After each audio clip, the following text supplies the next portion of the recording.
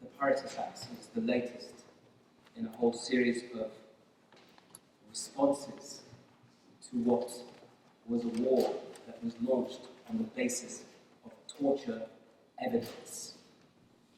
And by that I mean, when I was held by the Americans at the Bagram detention facility in 2002, I was tortured by the CIA. And they told me that if you don't cooperate with us, we will send you to Syria or to Egypt. And we've already sent somebody there to Egypt. And this man, I learned later, gave a confession that Al-Qaeda was working with Saddam Hussein on obtaining weapons of mass destruction. Colin Powell used this statement by this man, Ibn al-Sheikh al-Libi, to present to the United Nations Security Council in 2003 an argument and a justification to enter Iraq.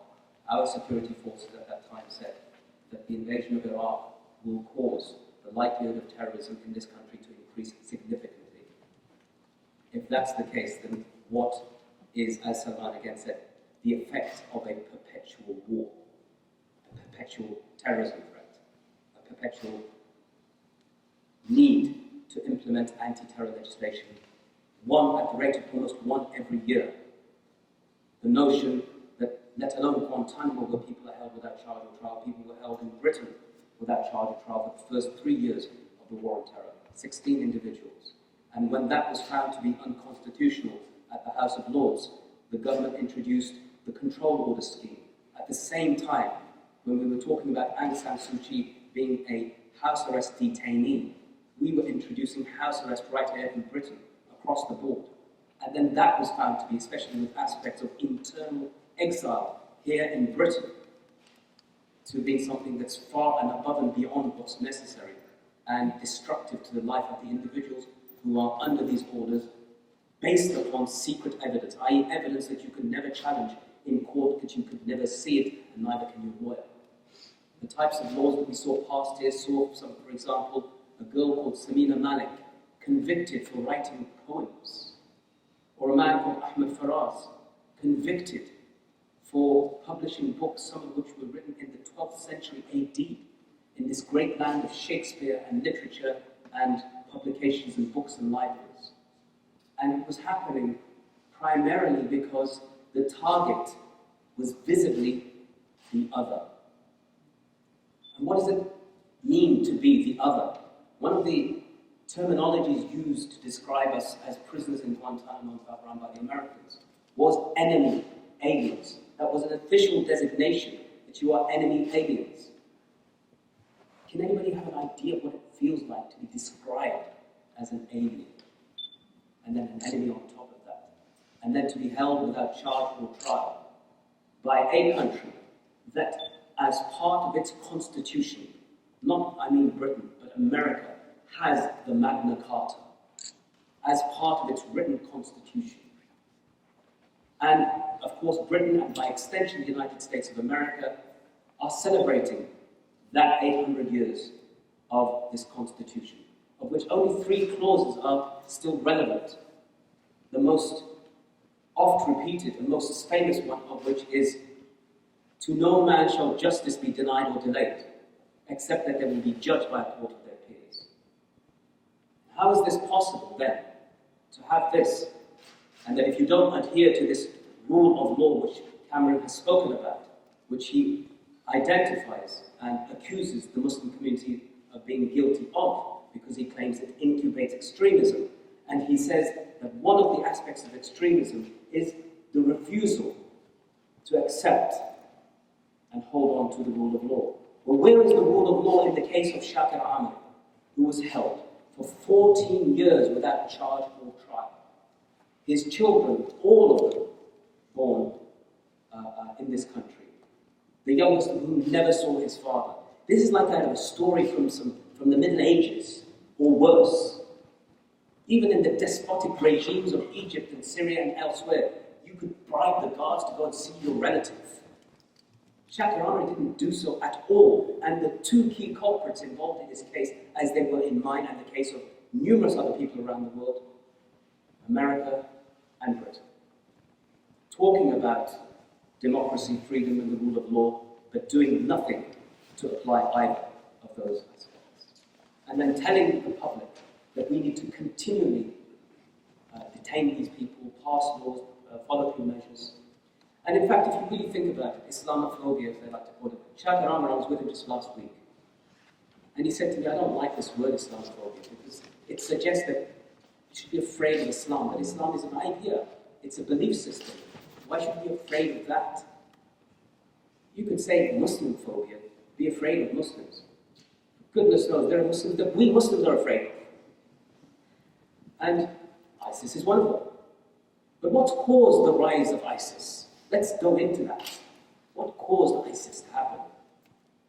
As I've just explained, that the invasion of Iraq caused, based upon false tortured evidence of the man that I said was Ibn al-Shaykh al-Libya. As a result of that, the invasion happened. As a result of that, Abu Musab al-Zarqawi brought in his organization, Jamaat al-Jihad wa Tawheed, and entered into Iraq, a place they were never welcomed by Saddam Hussein. And as a result of that, with the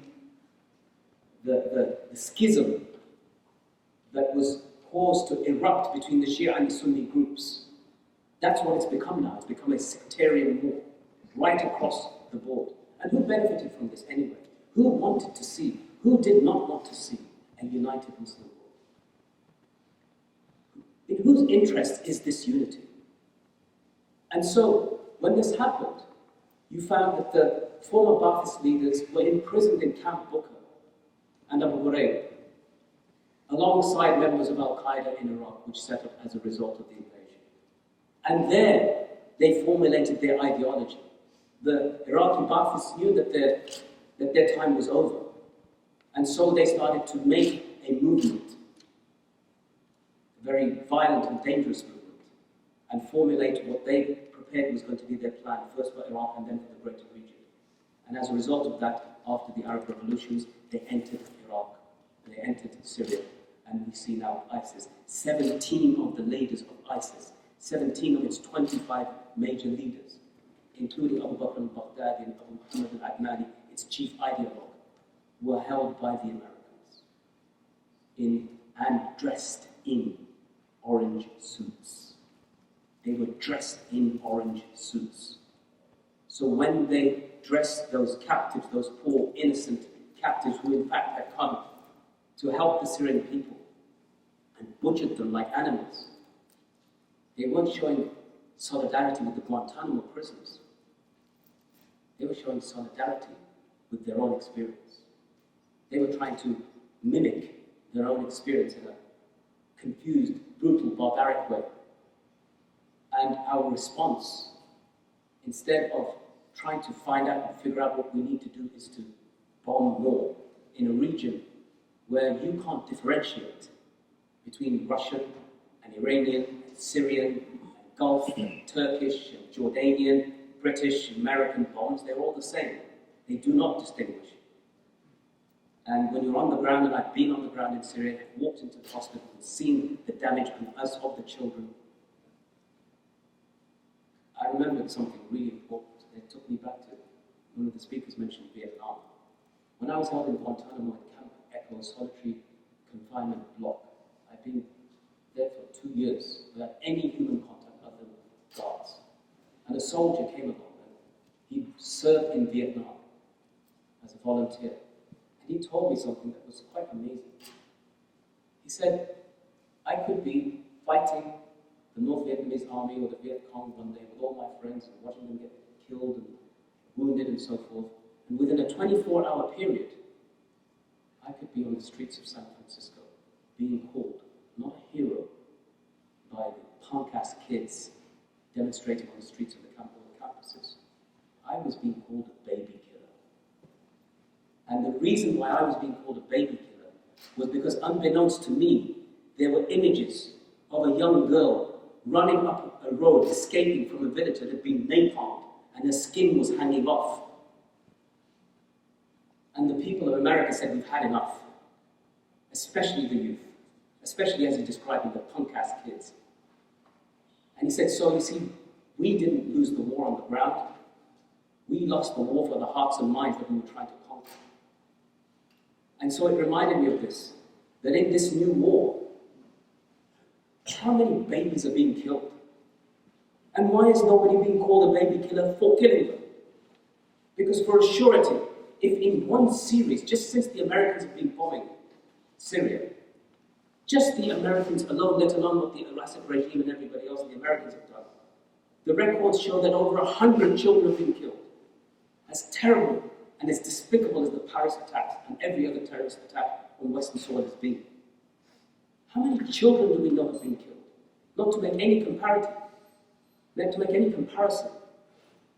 But children's lives are sacred. They don't have political views. They're children, they're innocent by definition. And while we're at it, there was a time that I believe that chivalry, that the notion that whatever you do, you don't harm a woman. But the Islamophobia that exists now is of a kind of cowardice I've never encountered before. That they will target Muslim women because of how they dress and how they appear. It almost makes you want to say as a man, come target me. Because you know I'll fight back. But how would you do it to a woman? On our own, a group of people, shouting, spitting, abusing, screaming. And not just from traditional white communities, but even on the commuter, in the tubes and the public transport places, you've seen they've been attacked by people from black and ethnic minority communities. What's caused this to happen? It isn't just the ordinary, it isn't the people. The politicians are responsible. When David Cameron can look across the other side of the house and say, with a straight face to the leader, that you are a threat to national security, you are a terrorist sympathizer. The rest of us, and he can say that to the opposite, to his opposite, the rest of us, to coin a phrase, is screwed. And when the Sun, which is the most widely read toilet paper in this country, can say, as a frontline headline, 1 in 5 Muslims in this country empathize or support ISIS. They're allowed to spread this lie without any empirical evidence at all. Most of the Muslims here know that before ISIS ever beheaded any Western white hostages, they were doing that to Muslims way before. And we had the unfortunate knowledge of knowing some of those individuals personally, but it wasn't politically expedient to talk about this. And so, if you look at the raft of anti-terror legislation that's been passed in this country, de facto terms, it's only affected Muslims. But as Salman said, it's now okay to call people you disagree with terrorism sympathizers. So when we were saying across the past 10 years, listen guys, they're saying that we are terrorism sympathizers. They say that our community is by nature one that incubates extremism.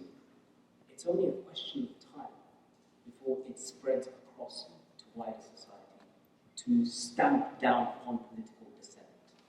It won't make any distinction. It's just easy to target a Muslim because they are perceivably different. But make no mistake that this government will push through an agenda if you allow it to do so, and part of this is our own mistake, our own silence. One of the things also that I learned in Guantanamo, I have to say it again and again, especially when there are members of the Stop the War Coalition around me, and that is, that same individual, that same former Vietnam veteran, said to me that millions of people have marched in London streets and European streets against the war.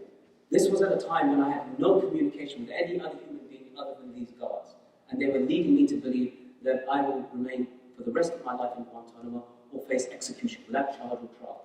So this man brought me the first ray of hope, and that hope was in the people marching against the war, a war that I didn't even know essentially what was taking place, I even knew in Iraq, but one that I'd learned about from people like him. And people used to say, what was the cumulative effect in the end of the Stop the War Coalition, what they achieved? Well, it achieved hope for people like me. it made me feel.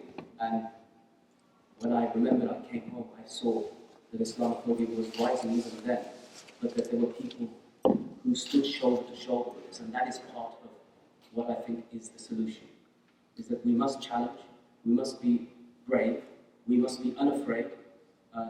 Let's remember the struggle for human rights, the struggle for justice is embodied, in my view, in the story of a convicted terrorist called Nelson Mandela. If they want to throw allegations against us, saying we are sympathizers of terrorism and so forth, we just need to remind them that arguably the most respected man on the planet is a convicted terrorist, and there's a statue outside Parliament to prove it, that he is respected. And so, finally, I just want to leave you with the words of what I think the councillor earlier on spoke of. Very simple thing. I was on a train the other day, just going to London from Birmingham, and it was a packed train, completely jam-packed. There was nowhere to stand. I was stuck between a door and a suitcase and a bunch of commuters. I was the only visibly dark-skinned person there, and I felt, because of the hype, anti-Islamic hype that's been put out in the press, people must be thinking, who is this guy there? And they might be afraid. And that's been my own paranoia. And I didn't want to move. I was just frozen, standing like for an hour. And then this woman tapped me on the shoulder, and she could see I'm holding this big, thick jacket. And she said, "Excuse me, love, would you like to put your jacket on my back? I can see you're cracked." And I can't tell you the sigh of relief that I felt and gave out, knowing that there are people here, in fact the majority of the people, who don't buy the government's hype. And she smiled. And that relaxed me throughout the whole journey, even though I understand. So I want to leave you with the words of the Prophet Muhammad, which are "Tabassum fi wajhi akhika sadaqah." Smiling in the face of your brother or sister is a charity. And I think that's something